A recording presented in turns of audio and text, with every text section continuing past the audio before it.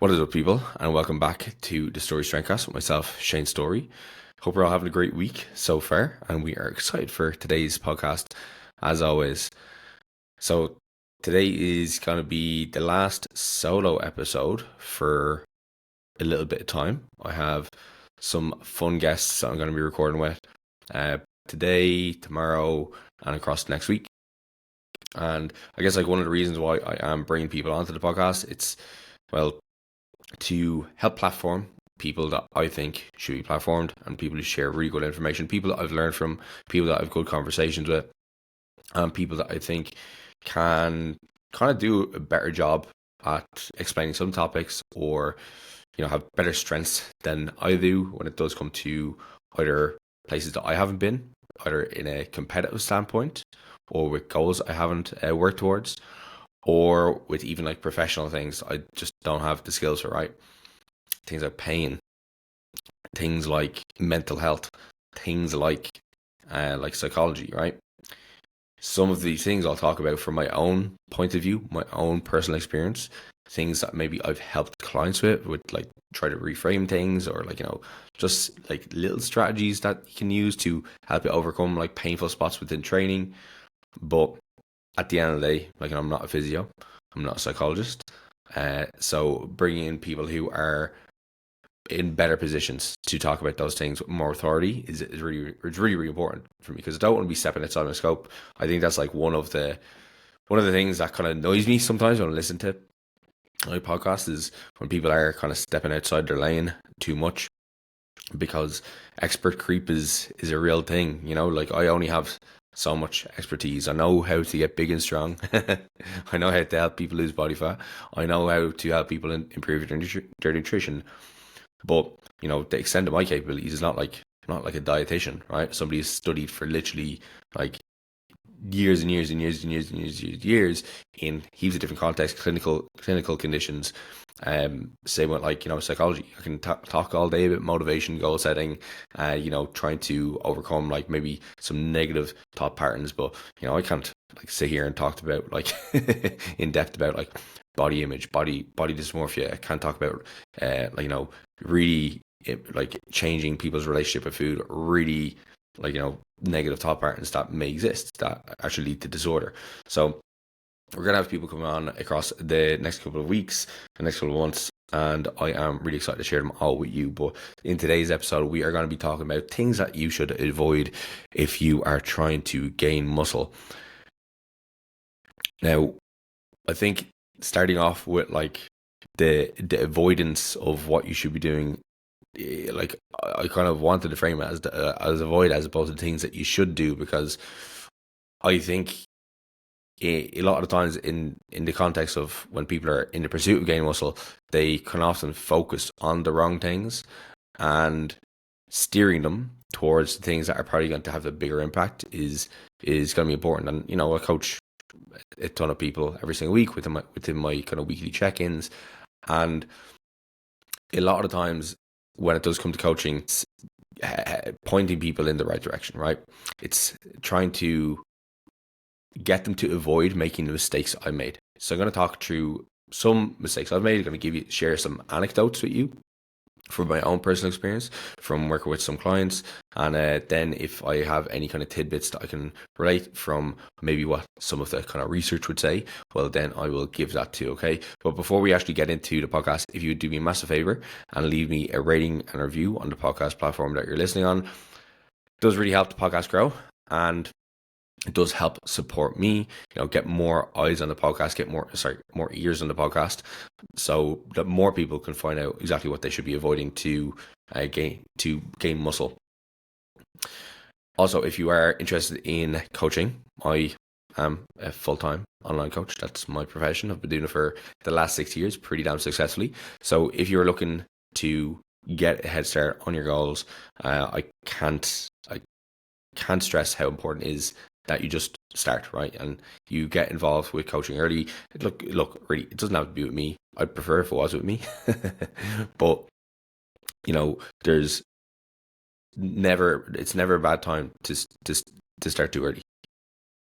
Okay, because quite often the goals that you're looking for, if you're looking to gain a lot of muscle, you're looking to compete in bodybuilding, you're looking to compete in powerlifting, you're looking to get on the platform, you are looking to just like have a big change to your lifestyle, big change to your body composition over time. It's going to take longer than you think. It generally takes like a couple of years. It's going to be a multi-year goal. Again, I've been on this path for the last 15 years and I'm still working towards those kind of not endpoints, but like I don't really have an endpoint to be honest. It's just like I'm working towards that ideal in my mind, right? Every day. Okay. Now, some of you will not have as extreme goals as I will, and that's cool. But nonetheless, it's still going to take you a couple of years to get where you want to be. So, what you could do is you go at it alone. All right. Go at it alone and kind of probably make all the mistakes I'm going to go through in this podcast, and maybe some more, right? There's going to be plenty of mistakes you make. Or you can kind of fast track that, ensure that you're being pointed in the right direction, have an actual kind of like roadmap towards that goal, and be shown the best way possible to it, right? Again, I've been doing this for a long time, both from my own process as well as helping other people with the process. And I've seen it all. I've seen all the mistakes people make. I've seen all the mistakes I make. I have seen also what it does take to actually get really, really good results too.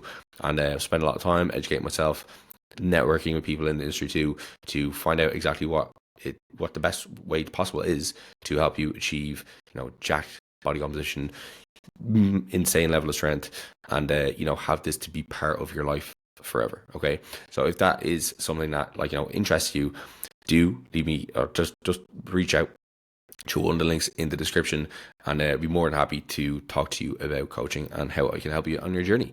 So look, let's get into the podcast. And what are some things that I would recommend you avoid doing if you are looking to gain muscle, right? So I have 8 things, I believe. Yeah, 8 things listed out here. So number one is going to be program hopping and falling prey to shiny object syndrome. Okay, these are very, very like prominent, especially these days, with I guess like the information overload like era that we're in, where there is so much information out there in regards to training. So many people like myself online, like putting up exercises, ways to perform exercises, different studies coming out. Like there's a ton of stuff out there, right? There's a ton of stuff out there. There's a ton of different programs, but there's only so much time that you have, right? Your time on this planet is finite in general, okay? There's only so much time you have in your 20s, your 30s, your 40s, whatever. There's only so much time that you have in a day, the week, the month, the year. So there's only so much time that you have to really kind of give effort towards a certain program, a certain training style, a certain set and rep scheme, a certain progression strategy, a certain exercise. And quite often, the name of the game when it comes to gaining muscle is going to be consistency with your approach, right? Consistency with your program. If you have the likes of, shiny object syndrome, or you are easily led to change and chop things in your program at a whim, as you hear new information, as you see new studies, watch more videos, listen to more podcasts, it is going to be something that's going to limit your progression. All right. Some of the best progress that I've made across the last 15 years has been when I have stuck with approach for months and almost years on end, right? If I take it from a strength standpoint, right?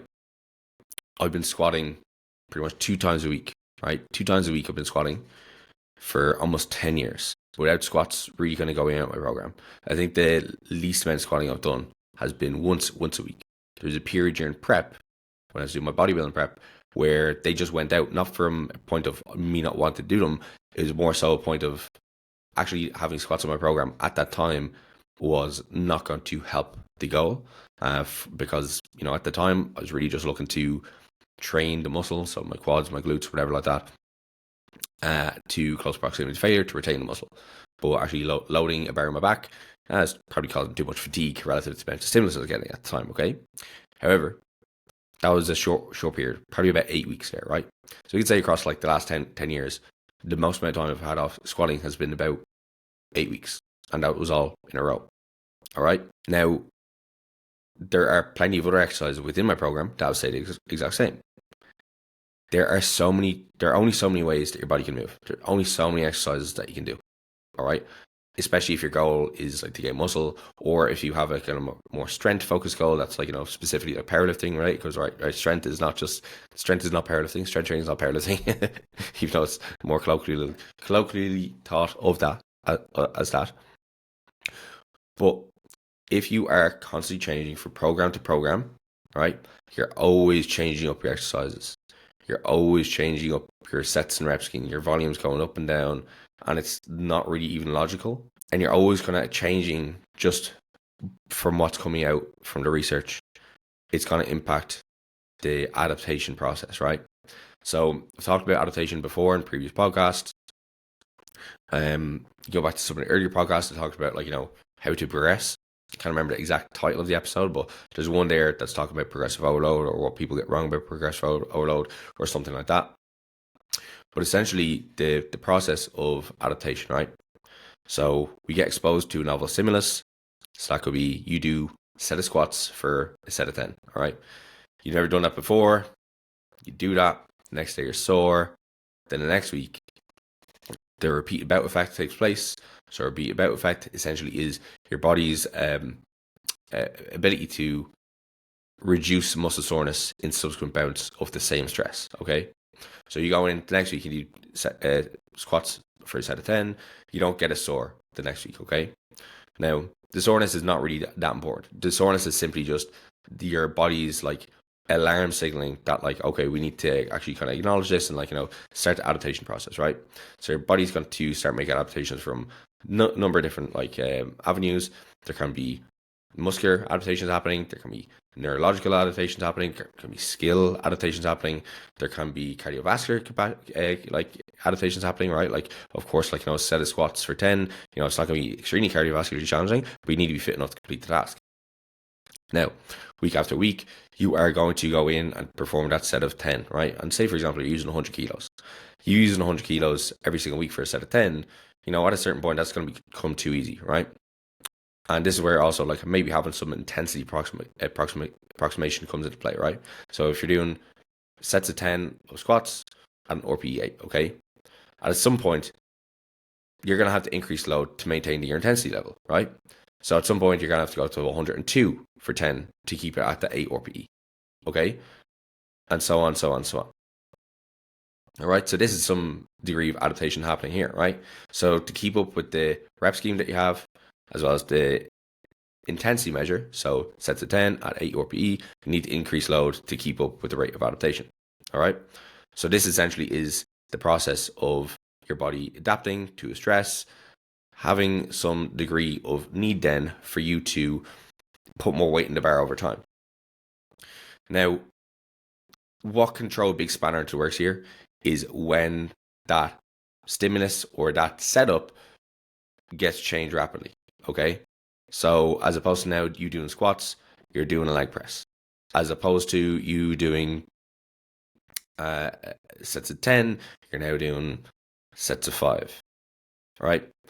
Now, this is even more complicated if you change multiple variables at once. So if you change like your exercise, you change your reps, your sets, and your intensity, and then you're changing multiple different exercises in your program, you never really get used to, first of all, understand what's going to be working for you, but then also you never really find, like, a kind of consistent rhythm for your body to have this overload take effect, right? Now, while going from a squat to a leg press, they're pretty much the same muscle groups.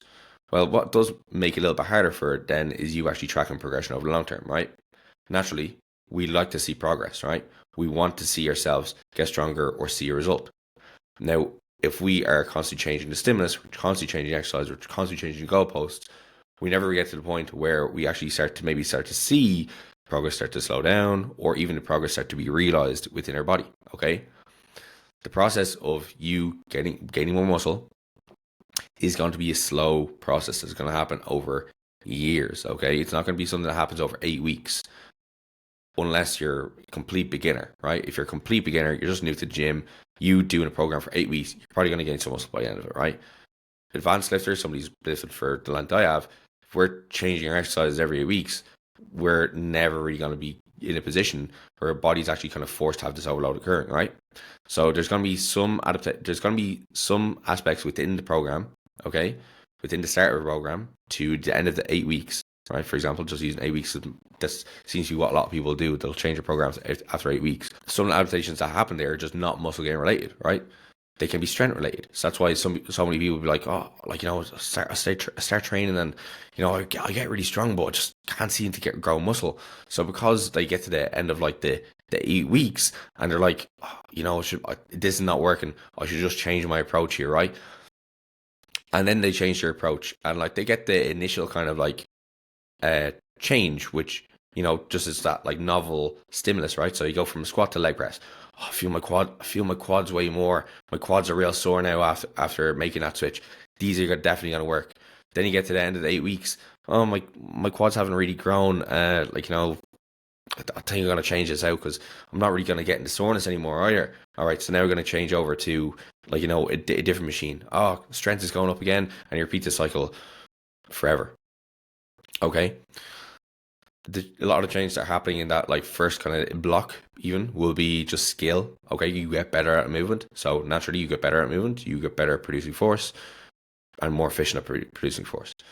Neurological, your brain's like ability to connect your kind of nervous system to your kind of your muscular system and allow you to produce more force. Okay, both these two things helping accelerate strength gain. Now, the progressions that come after that are probably going to be changes in actual muscle size, right? Your muscular system making more of the adaptations relative to the skill and neuromuscular ones because they're going to be starting to get maxed out. So this is where like actually keeping the structure and the intent of your program consistent over the long term is really, really useful. And I can tell you, right? For spending a lot of time around really, really successful and muscular bodybuilders, and from talking to some very big coaches in the kind of natural bodybuilding scene, when they're programming for people and when they're programming for themselves, they don't change the program all that much.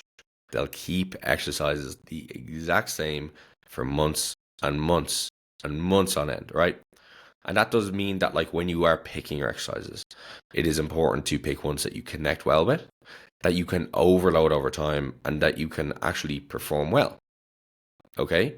You don't have obviously you're going to have to go through a bit of a skill acquisition period where, again, you start exercise and you get better at it, okay? You do have to give it that time before you really kind of like leave it out and say, this is not an exercise that works for me. Having some built-in progression for overload is really, really important too. Can you add load to it reasonably over time? You might connect really well at push-up, but can you really overload that over time? If you can't, it's not an exercise to keep in your plan. You need to find a better chest exercise or a better tricep exercise. Now, once you have those exercises, it is imperative that you keep it in there, right? And if it's a case that you're getting bored, okay, bored of an exercise, all right, I would try to reframe your mindset around that, okay? Because I do think it quite often is the case that people will program hop because they get bored, okay? Now, sometimes the boredom is a case of movement, sometimes it's a case of just general staleness of the program, or it can be that their rate of progression is not matching their expectation. So as you kind of get further and further into your program, say 8 to 12 weeks, the progressions are going to be slower. Okay, which does kind of mean then you do have to have your progressions set up in a certain way that's going to allow you to invest a bit more kind of of your time or patience into it. So, adding load every single week is not going to be the thing that's going to like help you grow more muscle. Okay, really, you're going to get to a point like after a couple of weeks if you just add load, where you run into a plateau and you're no longer able to move up. Okay, so things like lateral raises, small muscle groups, movements which are, they're not really too complex. These are going to be movements where having like the load as a progression tool is going to have you running into a brick wall pretty damn quick.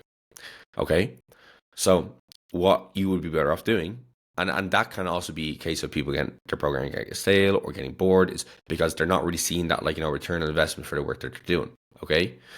Now, for hypertrophy, you're better off using double progression model. So double progression is to have a range. Okay, so say I use like 6 to 10, 8 to 12, 10 to 15, 15 to 20. Okay, they're the kind of classic like rep ranges I'll use in programming for hypertrophy.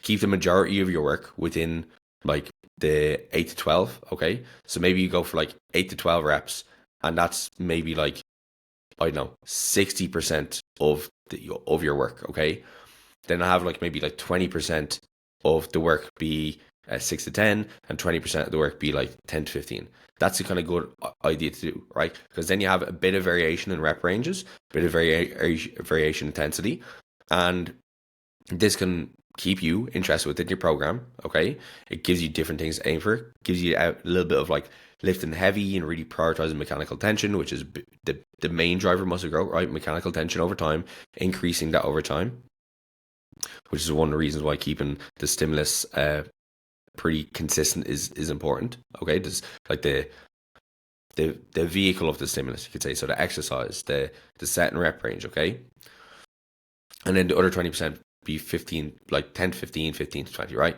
So ones that are going to be prioritized a little bit more pump, bit more metabolic stress, which really metabolic stress is also going to be driving mechanical tension up as you get closer and closer to failure. All right, now you have these different things here. Okay, so different rep ranges. Okay, because again, sometimes the staleness or boredom or wanting to change can come from not enough variety within the program, whether that's exercises or it could be with the likes of the rep range.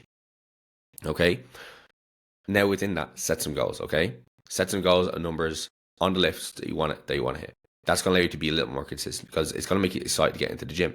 All right, if you're excited to get into the gym and you're excited to progress, you're excited to add reps, and those to be ways for you to over time increase load and hit those like number-based goals, that's going to make the training process a lot easier to stick to, and you'll have less of an inclination to program hop. Now, the biggest thing is with these rep ranges too is to really focus on these as like intensity ranges, right? If you have a squat and you're doing it for 6 to 10 reps, that means I want you to load a weight that you can pretty much hit failure within 6 to 10 reps of picking it. Okay, now once you get up to the top end of the rep range, say you get to 10, that's when you add load. That's your graduation. Okay, that's your, I can now progress up to the next weight. And then from there, you can use this rep scheme. You can use this, like these rep ranges, for a long time before you really reach a true plateau. Okay, so if you're like realistically every week or every other week, okay, if you are if you're a novice, if you're just after joining gym, you're in the first 2 years of gym, you should be able to add reps every single week. If you are an intermediate, you should be able to add reps like pretty much like every second week at least.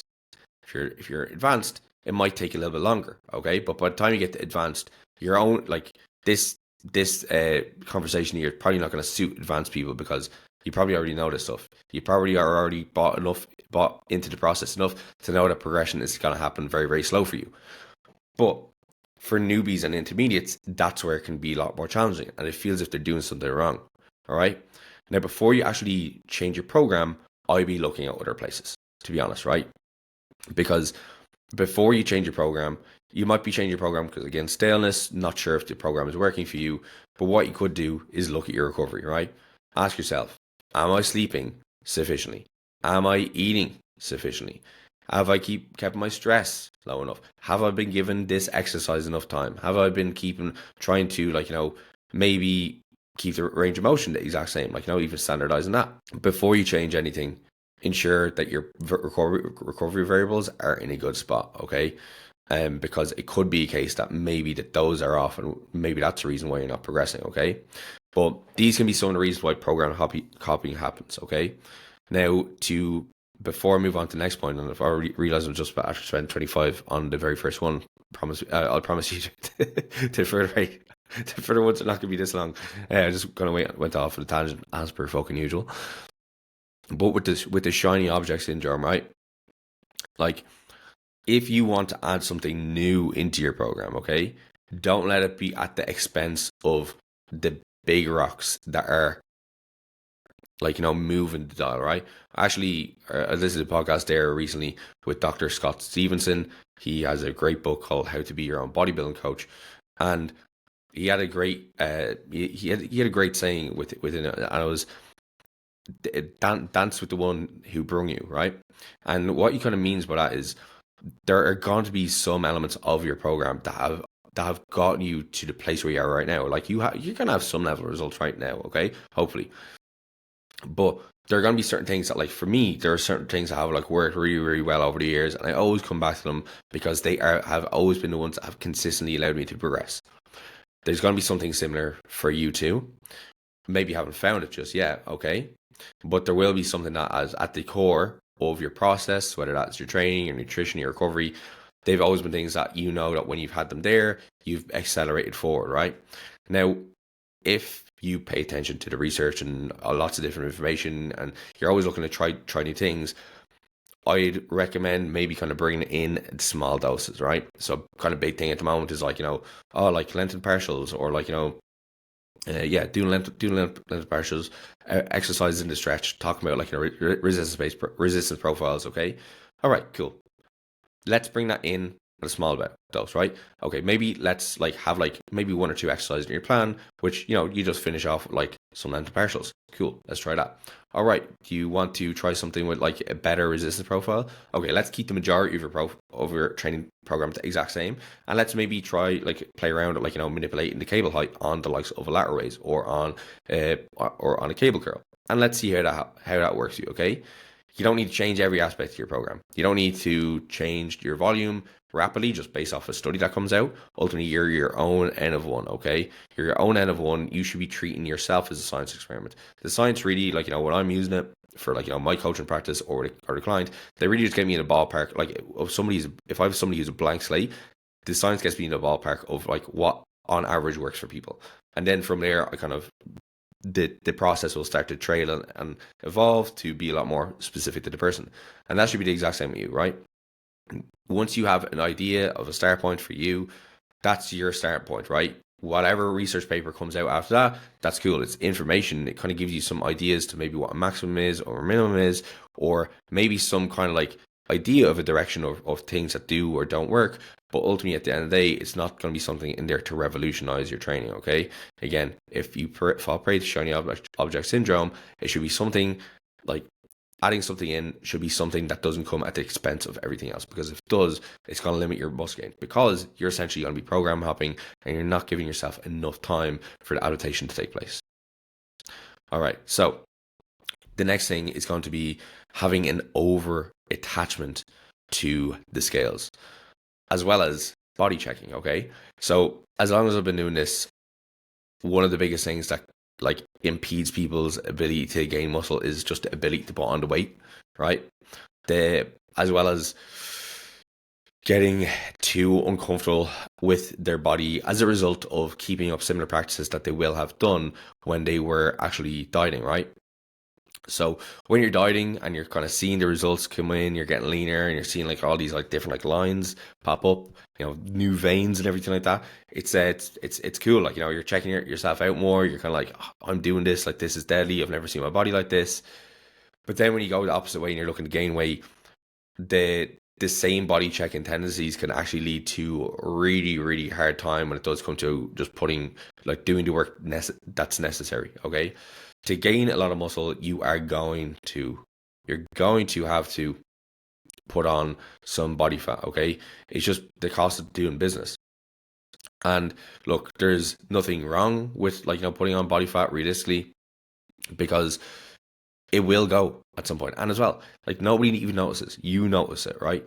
Like, nobody notices your body fatness more than you notice it.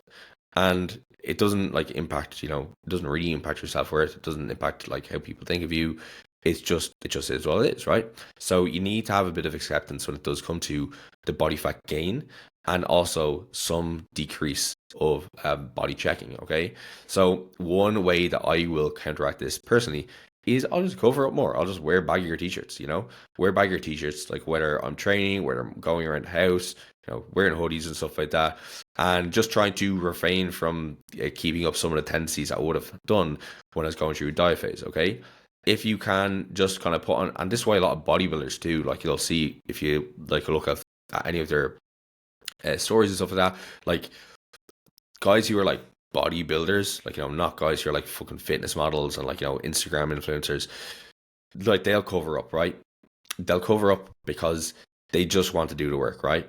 The building of the body, the gaining of the muscle, that's like a process that they fucking love, right? They just love going in there training and like doing the actual things that's required to gain muscle. Okay, now them body checking and stuff like that, well, number one, for them, I know some of them, they can feel like they can make them become complacent, because they can either fall on the trap of being satisfied with the level of results, and they're like it causes them to not work as hard, or on the opposite side of the spectrum, if they look at themselves too much, it causes them to maybe refrain a little bit more from the eating side of things. Okay, so whatever side of the process that you're on, you need to essentially try to remove some of these tendencies. Now, a big kind of thing that can come alongside this is some mental blocks around the scale. So naturally, to see your body weight go up over time is going to be the name of the game when it does gain muscle. Main gaining is just not really a thing that anybody should really be focusing on if you're listening to this podcast, to be honest. Just main gaining and just staying at maintenance and trying to gain muscle, look, you'd be sooner to see your paint dry than actually see that take place, because the actual rate of change would be so fucking slow that the next ice age will happen before then. But anyway, we're gonna have to see that scale weight to go up. And this can be triggering for some people, because every 100 grams could set them off and think that they're gaining a lot of body fat. But then also there can be the over attachment to the scales of expecting it to go up quicker. All right, the rate of change that you're really looking to see on the scales is going to be quite slow. If you are a beginner, you can expect to gain anywhere between 1 to 1.5% of your body weight per month, and that to be a favorable rate of gain. If you are somebody who's an intermediate, you can expect about 1% rate of gain per month. If you are advanced, you're talking about 0.5%, right? So if we put that in perspective, if you're 80 kilos and you are looking to gain, and you are a newbie, that is you gaining 800 grams to about 1.2 kilos per month. Okay. Now, I usually go for around this versus hard targets. Then as well, if you are an intermediate, you're looking at 800 grams. If you're looking at an advanced, that's 400 grams, right? 400 grams across 4 weeks is 100 grams. If you divide that by 7, that's not even detectable for most scales, right? And then even for, the upper end, right, where you're looking at 1.2 kilos, right? It's 400 grams of an increase per week. You could reasonably kind of measure something like that on your weighing scales. But again, you're not going to see the changes come up day to day in the scales. So the kind of big thing I do here with my clients is I will get them, number one, to get really, really excited with their training, get them to set some good training goals there, and just log their weight, but let me do the actual kind of math on that, right? Because the way I will then assess their body weight and their rate of gain is I don't look at it on a week-to-week basis, or I don't even look at it I don't look at it week-to-week basis. If you're basing your decision off a week-to-week basis, or even a day-to-day basis, which I definitely wouldn't recommend because your weight is going to fluctuate, it will lead you to getting impatient and increasing your calories or eating too assertively, and then all of a sudden you've gained too much body fat. So what I will do is, over the course of a month, I will see where they started a month, where they're ending a month, and what the average change was between week 1 to 2 to 3 to 4. And then I'll get an average weight. I'll get their average rate of gain across the entire month, okay? Because sometimes that body weight increase, it doesn't happen as in a predictable fashion. Sometimes it could be some weight And like this is even if you're keeping your calories really, really dialed in. Some weeks you're gonna have weeks where your body weight like jumps up at the target rate you gain. Some weeks it like won't even budge, and then the next week you have like a big overshoot. You haven't changed anything, but your body has all of a sudden started to decide I'm gonna keep on some of this weight, and you start to see the changes then visually too. So with the over attachment to the scales, it's more so that you don't start to create any kind of false narratives around like what the number on the scale means, whether that's the number going up and attaching it to something negative. It just is what it is. It's just your relationship with gravity. With the body checking, reducing it, and you could even put this down to reducing the amount of times that you do take your progress pictures if it is something that gets on you. Okay, so take a daily weigh in and just like take a stock of it, right? Put it into some type of like Excel file that's going to allow you to to take the weekly average, and then at the end of the month, maybe do a review. At the end of the month, see, okay, how has my rate of gain gone? How has my rate of gain gone relative to what my target rate of gain is? How does that reflect now in my body composition? So maybe decide to take your body or your progress pictures every 2 weeks now versus every week that you may have done when you're doing your diet phase. Okay. Now that you have your body weight, average rate gain across the month, you have your body pictures too.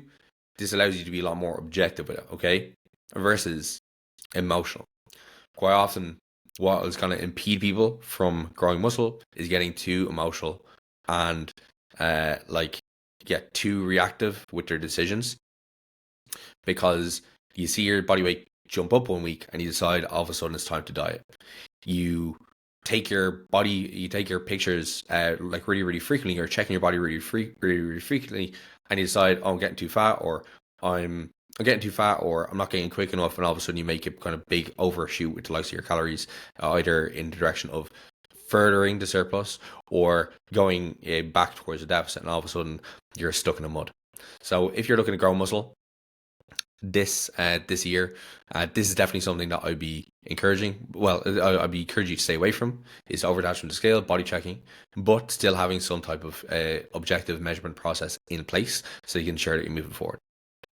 Right, number 3 is going to be not logging your lifts. I saw somebody had a take on Instagram recently that if you are logging your lifts, if you need a notebook to log your lifts, that you need your head checked, and surely you should be able to remember what you did last week. And this is it's a nice position to be in if you have a really, really long-term memory and you have so little going on in your life that you can remember exactly the sets and reps that you did last week. Man, there's sometimes I'd be doing sets, and if I don't write that down as soon as I finish my set, the numbers go out in my head, especially if you have some sets where you push like really, really hard to failure. I find just like the mental fog you get after someone, just like it's like, did I do 10 or 11 there? I don't know. But anyway, having a logbook for your lift is really, really important. That's something that I've been doing for, what age am I now? 30. I've definitely doing it for like the last 8 years. Right. And honestly, when I started doing it, like my training did level up quite a bit. And one of the reasons it leveled up here was because I could not just look back last week, but I could look back at weeks and weeks and weeks and weeks and weeks and assess my training better. I could assess what's working, what's not working. I could have a better idea as to what I need to do each week if I want to progress. I can have an idea as to previous PBs that I maybe want to set further goals on. And it also serves as a kind of a diagnostic to critique your training better, right? So when you log down your lifts and then you are kind of comparing that to your physique progression, then you can also use the logbook to say, okay, how much volume was I doing for my delts? How much volume was I doing for another body part? How has my progression been on that body part from a visual perspective? How has the progression been from the logbook perspective? If your logbook, your lifts are not going up over time, right? As that rep ranges that we were talking about there, if your strength is not going up within those rep ranges over time, you're unlikely to be growing muscle. It could be a case that you're not doing enough. It could be in terms of maybe you're not putting in enough effort into the training. It could be a case that your recovery's off, but something's off, right?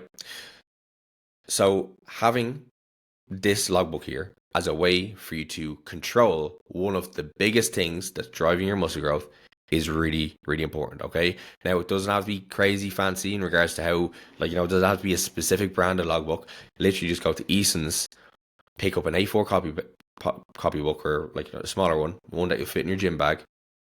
On one column, put down your exercises. Underneath that, put down the sets and reps you're doing. All right. And the intensity, if you have that like baked into your plan. And then you can make multiple columns after that and just log your numbers, right? What was weight I used? How many sets did I use that weight for? How many reps did I do? All right. Then maybe if you want to get a little bit fancier, but it's not necessary, you just make notes like at the very, very bottom of that page, right? It could be on the seated hamstring curl. I had the knee pad on this. I had the shin pad on this. I had the seat set at this, right? Just to ensure that every time you go back to the gym, you know exactly what to set that at. Because sometimes, if you're using multiple machines that are like have lots of different adjustments, and especially as your body changes, right? So as you go up and down weight, and your body mass changes, and those setups change, well, they're going to be things that you want to take note of, because that's also part of that, like keeping things consistent, right? If one week you're using one setting on a machine, the next week you're using the next setting on a machine, like the numbers could be completely different in terms of like what you're doing in the gym. And a lot of the things that we're trying to do when it does come to gain muscle is try to give ourselves certainty that we're moving in the right direction, that we're doing right.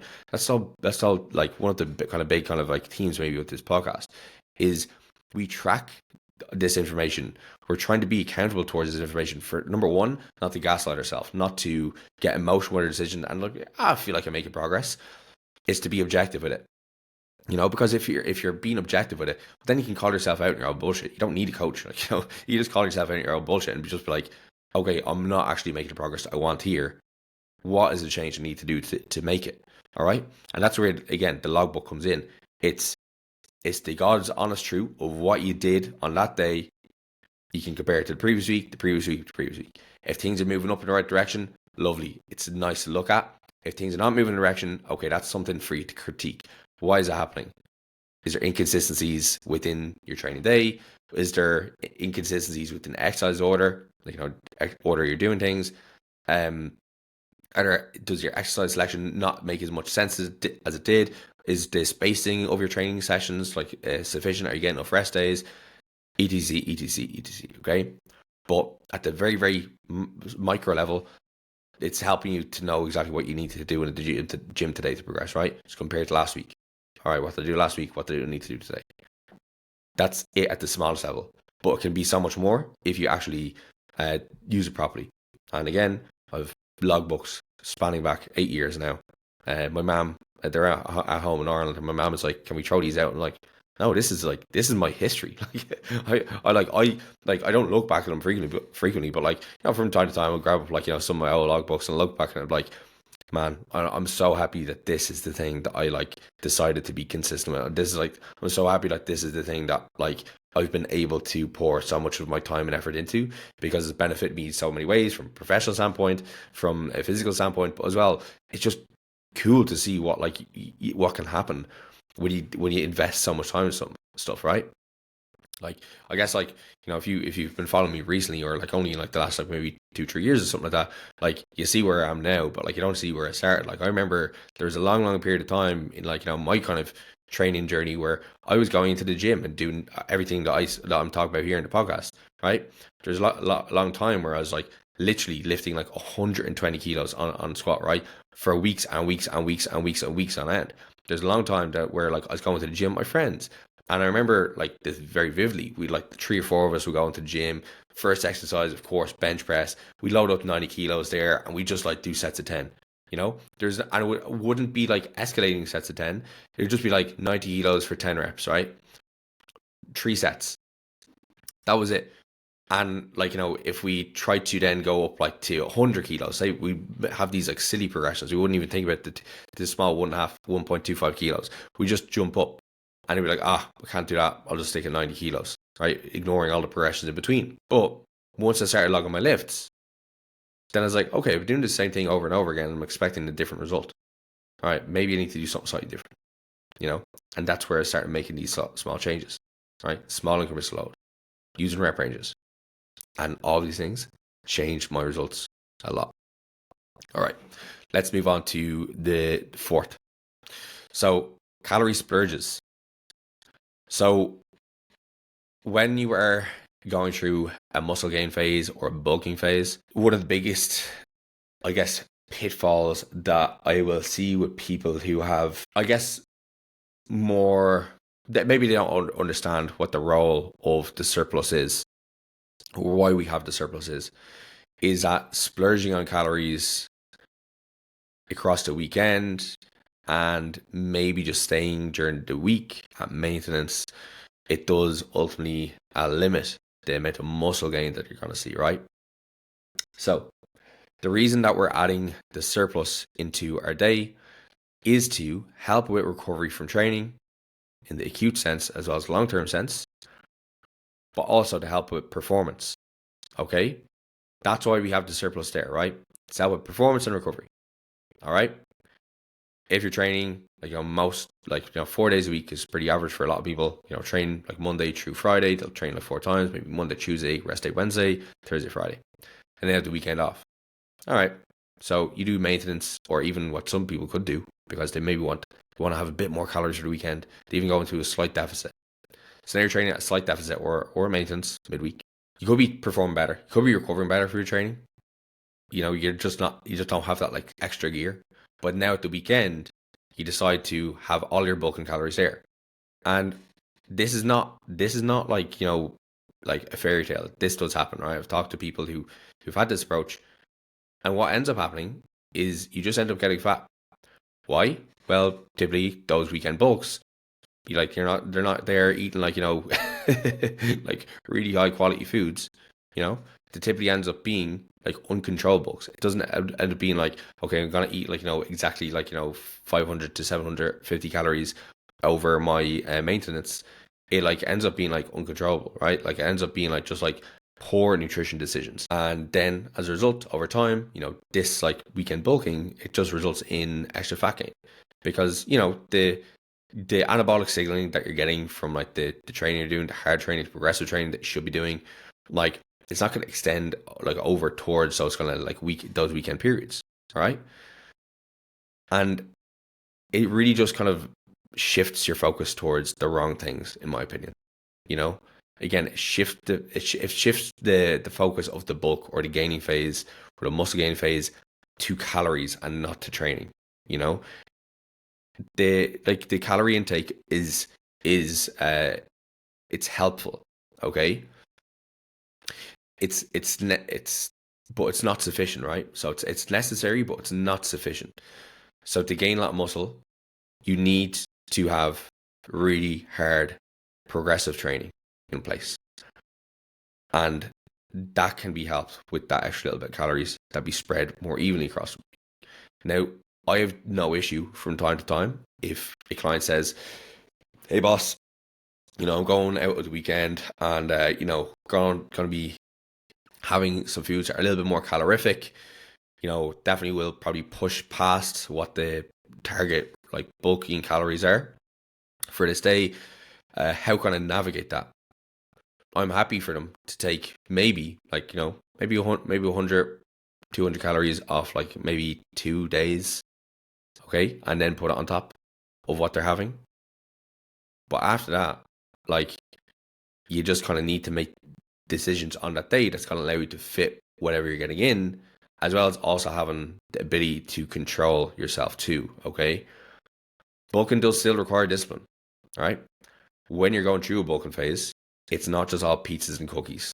It's not just a seafood diet and just eating everything that's around you. The way that you're going to gain the most amount of muscle possible is through still prioritizing whole, good quality, high nutrition or nutrient dense foods, okay? That's still going to allow you to drive towards your target calories. That's not meaning that you have to eat the brown rice and quinoa to, keep with the whole food or nutrient dense element. If you're eating 4,000 calories, you're probably going to have some things within your diet intake that are going to be more hyperpalatable, but only some. still the essence of your diet is going to be foods that are mostly containing a lot of high nutrient status, good quality carbs, good quality protein, good quality fats, things like lean meats, dairy, whole grain carbs, maybe white rice, pasta, some cereals too. You can have the likes of fats, avocado, different oils, nuts, some fatty meat. And then you might have a small bit of the diet in there that's going to be dictated towards just things that you'd like for pure enjoyment, right? Maybe about 20% of your diet, right? 20% of your diet is something that I usually say to people, 20% of your diet just comes from foods that you just enjoy, 80% of your food coming from foods that are going to be more kind of supportive of your goals, right? Now, there is room still there for flexibility, but you do have to have some discipline with yourself when it does come to flexibility. So, for example, I will typically recommend, if my clients ask, like, what should I do with like quote unquote off-plan meals? Okay, so meals that are just outside of your usual routine, meals out. What should I do with those? I generally recommend maybe like once to twice per month, you allow yourself to get something that is just like it can be as calorific as you want, right? So that could be pizza, it could be like like burgers, ribs, right? These are all like foods that if you order a burger in a restaurant, you order pizza in a restaurant, you're kind of committing yourself to about 1,500 calories at least, just for that. Never mind, you go with the likes of starters. But then, once per week, allow yourself to get something that, like, you could realistically kind of make yourself from a restaurant, right? So again, my kind of favorite options here could be things like, Asian food, right? Asian food typically has good quality meats, get plenty of vegetables, you can get as much carbs as you want. I don't personally like sushi, but sushi is also another popular option. It could be going to get like something like a nice roast dinner or something like that, right? Getting something that is going to be a break from your routine, it's being cooked by somebody else. It's going to kind of serve that break from monotony, but it's not going to be something that's going to be too outside of what your budget is when it does come to your calorie intake. Because the more often that you splurge at the weekend, the quicker your gain phase is going to be over. The quicker your muscle gain phase is going to be over, because you're going to get fat really, really quickly. I absolutely guarantee you. I've done it before. I can tell you this from experience, right? There's a time where I wouldn't have calorie splurged at the weekend, but would have been calorie splurging almost every day. I was eating well out of my means. And all of a sudden, I'd gotten really strong and put on quite a bit of muscle, but I'd cut my gain phase short because I had gained too much body fat too quickly. So if that has been your mindset up to now, when it does come to bulking, that's not what we're talking about with bulking. With bulking, really just what you're doing right now with the likes of your food intake, it's just a little tiny bit more food, right? A lot of my clients, when they're transitioning from a diet to maintenance to gaining phase, quite often what I'm getting them to do is say, right, let's have a 25 gram increase there to like your rice. Let's have a small increase there to your oats. Let's have 100 grams there added to your potatoes, right? Just adding a little bit of calories into each meal versus adding a new meal in. So just small tweaks to the diet. And over time, both your body gets used to that increased food portion. The portion sizes of the food don't get out of control, but you're also making the food increases from sources that that suit you well, that you trust, and that are going to support your goals, right? They're not going to all of a sudden have you craving lots of different things. The biggest issue with the calorie splurges is it does almost make the midweek kind of diet harder, because you're getting this huge influx of things that are really, really hyper palatable at the weekend, really, really tasty, and then during the week you go back to bland and boring diet, if you want to call it that. It doesn't have to be bland and boring, but just when there's a contrast between maybe having pizzas and cookies and shit like that across the weekend to going back to having more like chicken and potatoes or something like that. Yeah, it's bland and boring, and that will make it harder to stick to in the long term, and it will make it less enjoyable. Again, this is going to be multi-year, multi-decade process if you're really serious about growing a lot of muscle tissue. So why make it any more difficult than it needs to be? We're like at the heart of it, if you're looking to grow muscle, a lot of things that you're going to be doing towards that are going to be habits that you should be looking to incorporate over long term, right? Healthful eating habits. You're just eating a little bit more than your body maybe needs, right? To help you support that training and help you support your recovery. All right. So keep that in mind. surplus is there for your recovery and performance and to support those increases in training that you're seeing in the gym, right? Those addition of new weights, the addition of reps, all right? The ability to handle more training, handle more volume. If you do that, you're going to get more jacked. If you splurge at the weekend, you're just going to get fat, all right? Okay, we've got 4 left. We'll try reading them off in the next 30 minutes. Okay, so half reps, avoid, all right? Now, the right type of half reps you could do, okay? So there has been a decent amount of research that has came out in the last, probably 2 years actually at this point. Time is flying. Supporting the use of a kind of partials, particularly in the stretched position, okay? Now, I would not necessarily be, again, looking to change most of your training to this. And even there was a paper that came out recently that compared full ROM to the partial ROM. So particularly in the bottom end range of motion where the muscle is getting stretched, and there didn't seem to be like much difference in regards to muscle growth. Okay, however, you can look at that in 2 different ways. That the half reps, they're coming into the stretch position, okay, which is typically the position where most people will avoid if they're doing like traditional half reps. That is as effective as doing a full range of motion.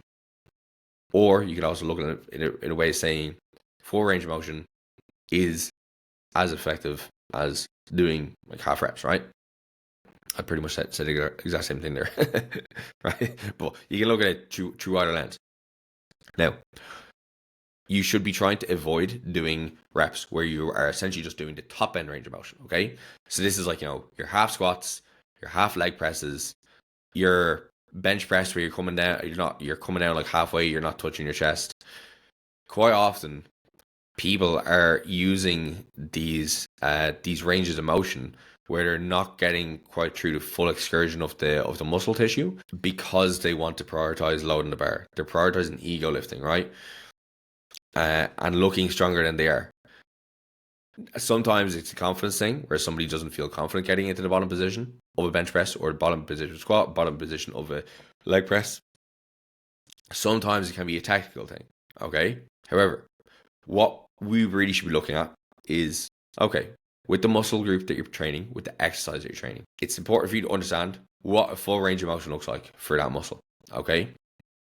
From the point where you feel like the biggest contraction of the muscle to the point where you maybe feel a stretch, okay? Play around with different muscle groups. With your chest right now, just sitting there, bring your arm across your body, okay? Bring your arm across your body as like if you're standing hard, like if you're sitting up vertically here, flex your shoulder. So bring your arm up and bring your arm across your body, okay? As far in as you can.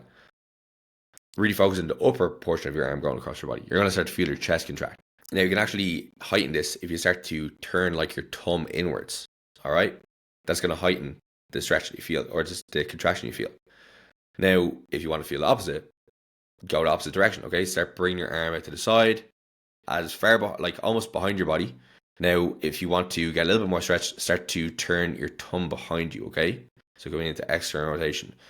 You'll feel more of a stretch on your chest there. That's going to be the full excursion of the chest, okay?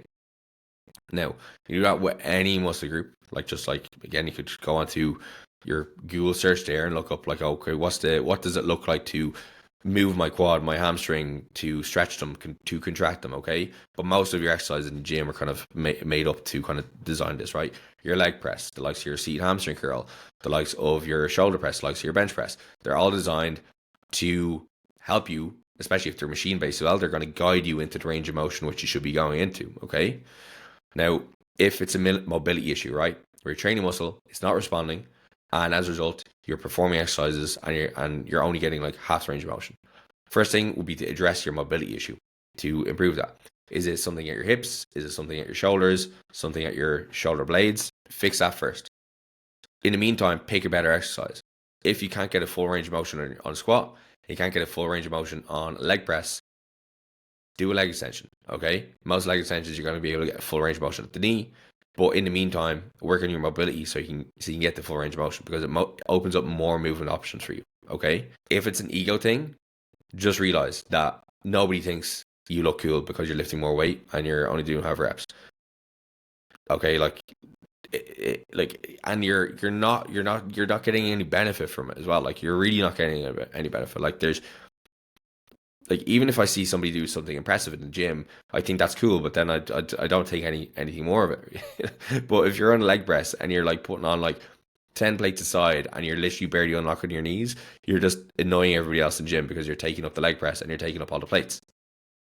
So if it's an ego thing, just realize that like you don't look as cool as you think you do, and you're actually serving no benefit. And as well, it could actually be worse for you over the long term because, okay, the time you could be spending in the gym there is not being as effective. So you're not actually kind of making any kind of meaningful changes to either like, strength or muscle mass because you're kind of choosing to, perform your exercises with such a short range of motion, when you could be doing something more effective that could even promote better health, longevity, or even just actual gains.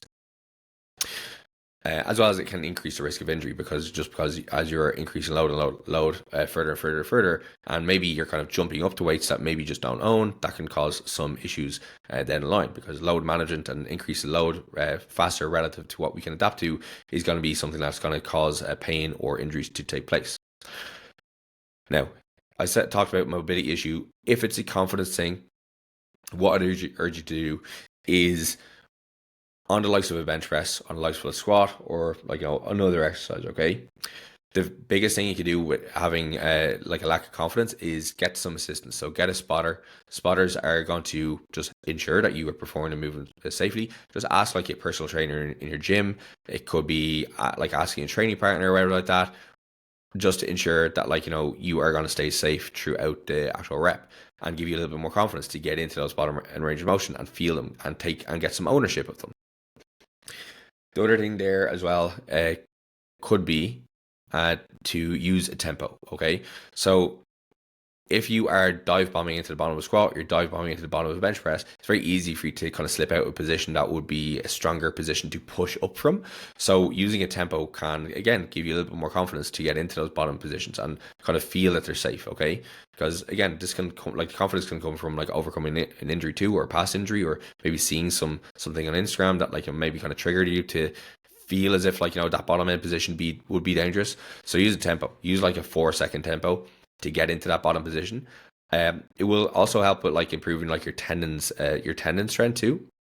But it just gives you plenty of time to kind of feel that position, and it could potentially have a good impact on your ability to actually kind of load the muscle better too, as opposed to what can happen for some people if they're dive bombing into the bottom movements to feel more of their joints. So if you are at the moment doing like again, top end range of motion, like half reps, which are just not going to be as effective, again, do your best to get to the full range of motion, whether that's dropping your ego, getting a spotter, using a tempo to build the confidence into those bottom positions, or improve your mobility to allow you to get into those deeper range of motion.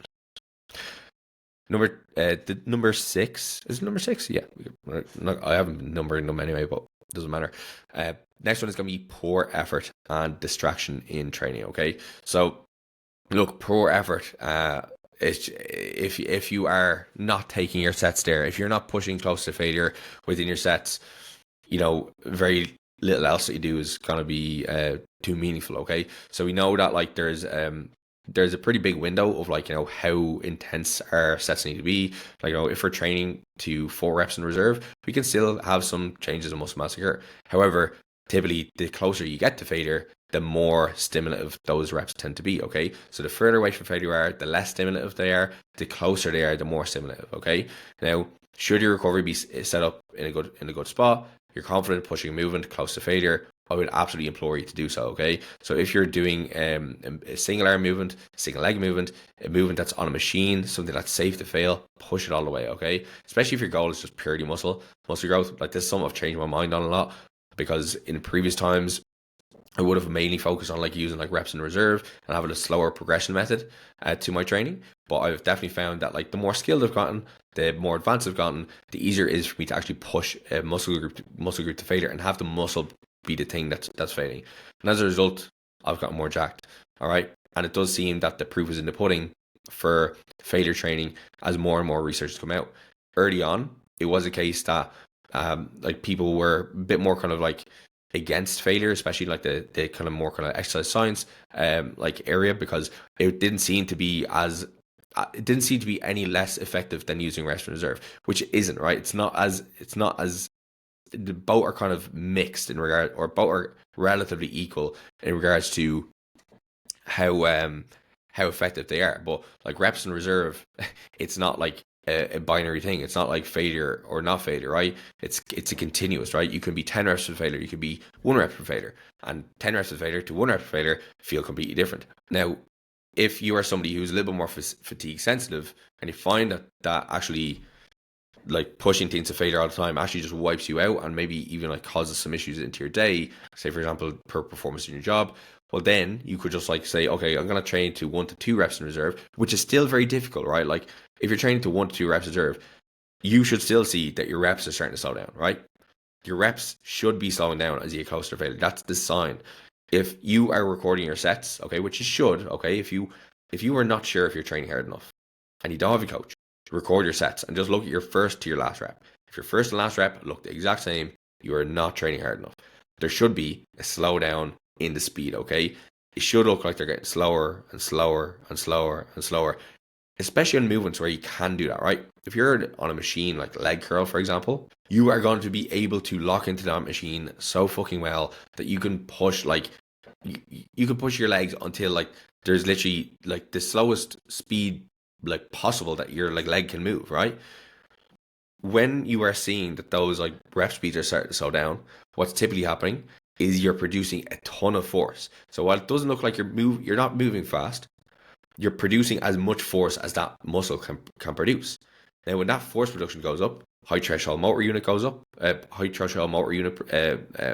activation goes up. Your type 2 muscle fibers, the biggest muscle fibers, the guys who have the most susceptibility for growth, they are really, really activated. They're turned on right now, right? And they're producing all of that work to help you complete the rep. As a result, the stimulus is really, really potent. So if you can do that and get closer and closer to that point, you're going to grow more muscle. Again, if you're doing a lot of volume, and this tends to be the case when people are doing like 3, 4, 5 sets, right? And they never feel that the muscles getting fatigued because they typically are ending their sets too early, okay? And this is where like actually having a lower amount of sets can be very, very, very beneficial. If you only have like 1 to 2 sets to do an exercise, you're going to do that set very fucking well. You're going to train it really, really hard. That's why a lot of people will lean towards the lower volume approach, because a lot of people just can't even do 1 set properly, never mind 3 sets. However, that does take a bit of skill to get there too, and a bit of balls, okay? Because actually getting to the point of training to the point of discomfort is very foreign for a lot of people. A lot of people have not grown up these days with like maybe having done some sport. I've done sport all my life, so I know exactly what it feels like to push hard and like to really like go against my body's want to continue doing what I'm doing, right? Like, you know, if you're, I played rugby, so that was like my kind of main thing, and you know, the amount of sickening cardio drills and like, you know, tackling drills that like we used to have to do was like torturous at times, but you just continue to do it because the coach tells you to do it and because everybody else is doing it, you know? And that allows you to learn how to teach hard what effort feels like. And that carries over really, really well into training. But a lot of other people who haven't had that sporting experience struggle with that because you've never really actually had to physically exert yourself in anything before. The feeling of pushing to failure just feels uncomfortable. But the more often you push that to that point, the more often you try to actually like override that thought process and realize you're safe, right? If you're in the middle of a fucking machine-based exercise and you're locked in, you are safe as you can be, right? The worst thing that's going to happen here is like, yeah, your muscle could potentially pull, but it's unlikely to happen, especially if you built up towards that place, right? And it's really, really rare for people to even like injure themselves in the gym, full stop, right?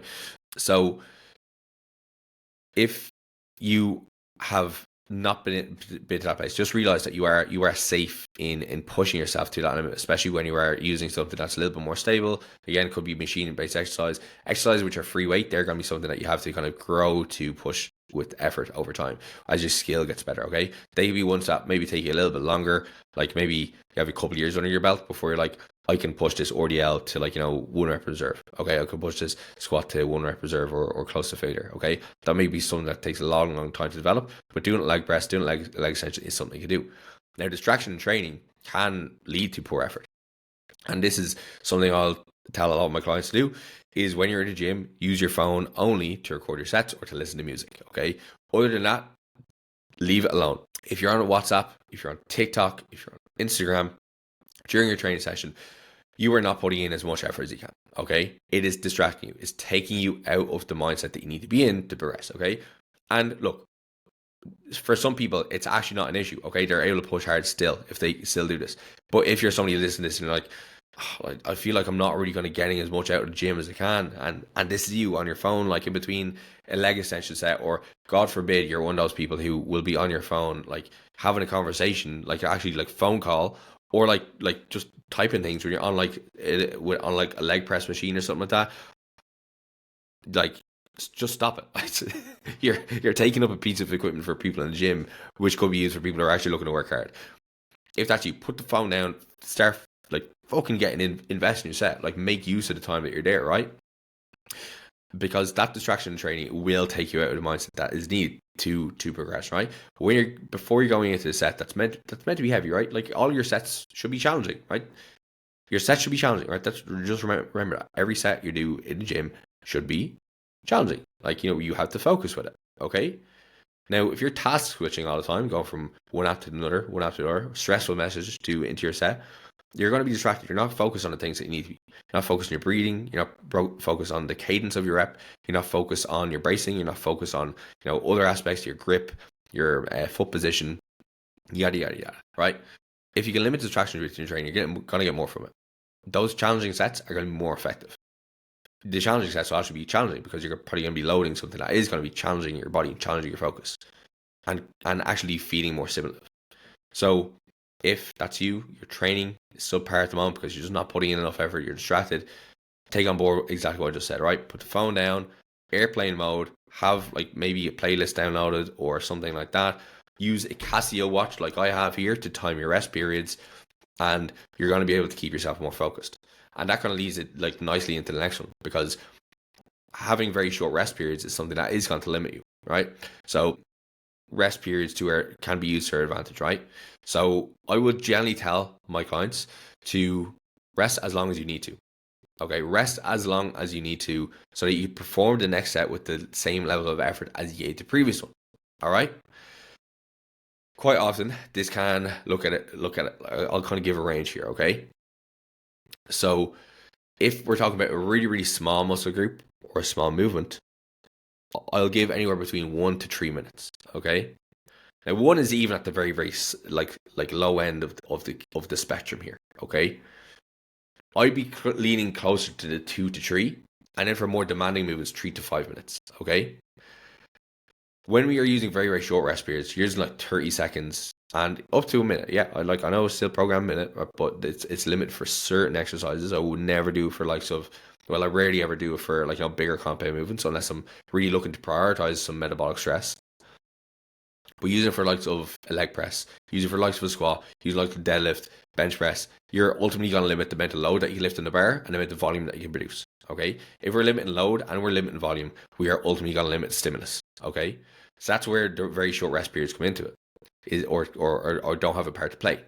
Ultimately, the goal of you growing muscle over time is, can you overload over time? Can you add more weight to the bar over time? Can you add more reps over the bar? So can we see an increase in loading as well as total reps that we're doing at a given load? Very, very short rest periods doesn't give you enough time between one set to the next. So we're talking about sub 30 seconds or even a minute less, but for bigger compound movements, it doesn't give you enough time to recover sufficiently so you can attack the next set with the same level of effort. Quite often, the limiting factor between set 1 to set 2 in that case would be your cardiovascular capacity, not your muscular capacity. Especially as you're going through maybe sets which are a little bit more metabolically demanding. So exercises where you're feeling the blood pooling in your muscles, you're feeling the acidosis kick in, the burning sensation. You're feeling is all that you're actually still out of breath. Well, if you go straight into the next set, do you think that you're going to be failing because the RPE, right? So the relative intensity, is that high now because your cardiovascular challenge, or is it because the muscle feels like it's giving up? Okay. And sometimes the muscle can give up because it still hasn't recovered from that blood pooling, the acidosis that has happened from the previous set. We want to let that die down a little bit so we can attack the next set with the same level of effort, because ultimately that's going to lead to better gains. Now, if you are somebody who is using very short rest periods, what you do have to do is you have to do more volume to make up for the fact that the sets you're doing are kind of less effective. Okay, so you're either going to do more volume overall, so you have to do more sets for less reps, or you can do less sets and have more. Or so you can do less sets and have more rest. If you are interested in doing really cool shit in the gym and lifting heavy, over time getting strong as well as gaining muscle, I would implore you to have a little bit longer rest periods. Okay, so for the most part, go closer to the 2 to 3 minutes to 3 to 5 minutes for heavy work and big compound stuff. The 1 to 2 minute I will use if I'm doing like single arm, right? So if I'm doing one arm here, then I go on to the next arm, then I'll have a minute rest or so there because the arm number 1 has already had like 2 minutes of rest. For single leg movements, Bulgarians, single leg RDLs, I'd rest between legs. Okay, the reason a lot of people hate Bulgarian split squats is the reason people hate Bulgarian split squats is because they go from one leg into the next. It's a bilateral movement still, really. You know, the back leg is still being worked. The back leg is still experiencing fatigue, but you are still experiencing fatigue. You are still getting out of breath. You are still getting challenged. You're still getting fatigued. If you go from one leg straight into the next one, both legs are getting undertrained. All right. The right leg, you're getting some working. All right. Then you go into the next leg, and then all of a sudden, your reps drop off substantially because you're still fucked from the previous set.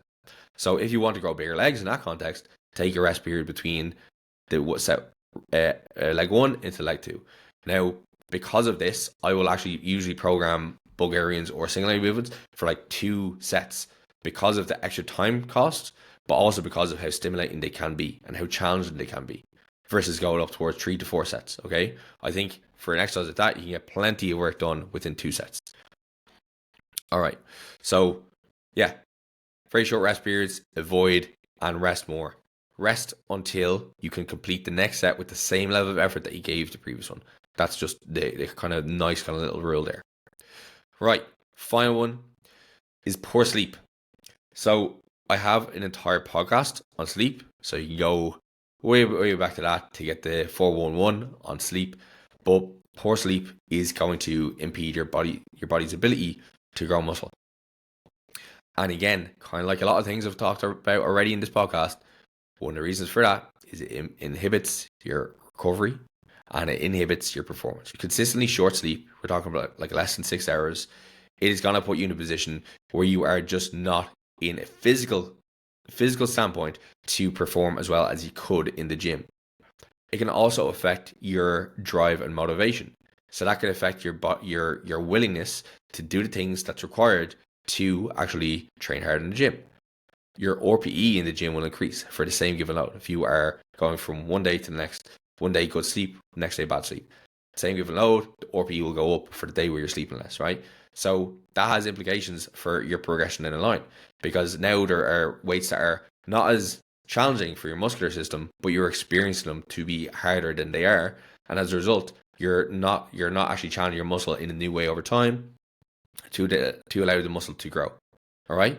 So just from that perspective, your perception of how difficult things are, that is going to be something that's going to limit your ability to grow.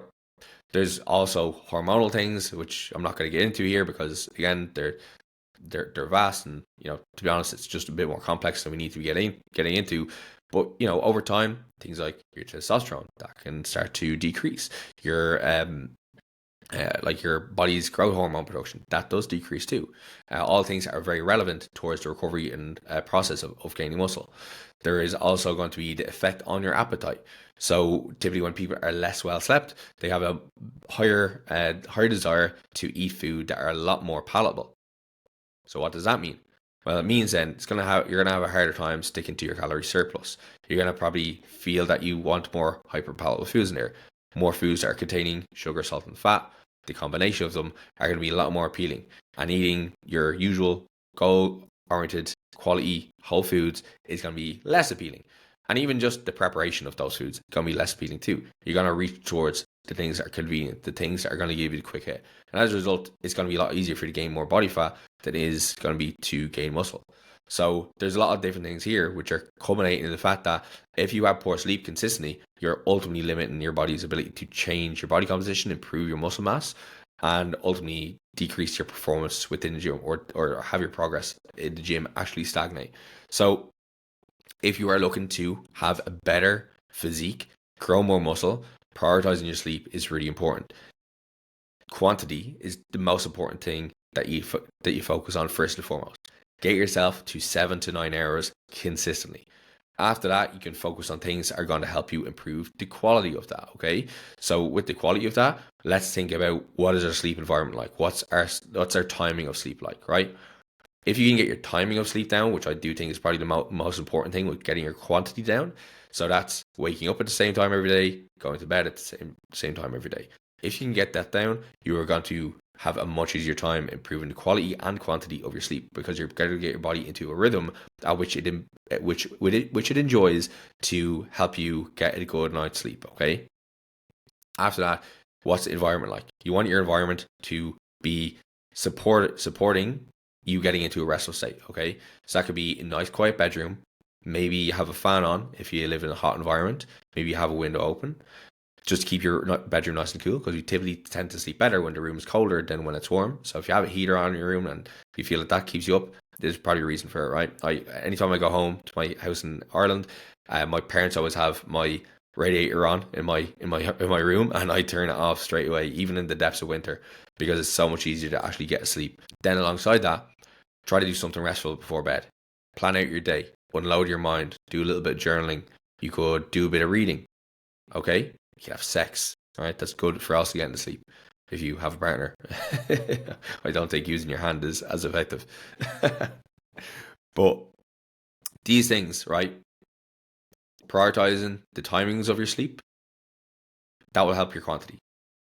That environment and the improvement of that, whether that is, again, making it cool, making it dark, so using an eye mask, making it quiet, using good earplugs. These are things here which will get you in the mood to sleep. And if you can have this kind of routine built out, it is going to be so much more efficient for not just your muscle gaining aspect, like plans, but every aspect of your life. Your life improves when you have good sleep. I'm telling this from somebody who has experienced that, because I used to be a terrible sleeper. I used to have terrible sleeping habits. And honestly, once I started to change all this stuff, my life started to improve, and, it could be correlation, but, I'd say it's definitely something that is a causative factor, because anytime my sleep slips, everything around me starts to get a little bit darker. So these are 8 things that you should be doing this year if you want to grow muscle, and not just this year, but you should be doing forever if you want to grow muscle. These are things that you can avoid doing, but baked in with a lot of things that can help you across the coming months, across the coming years, across the coming decades. All right. So that's pretty much that. Hopefully you did enjoy the podcast. If you did enjoy the podcast, do leave me your rating review on the podcast platform you're listening on. But than that, we will catch you in the next one.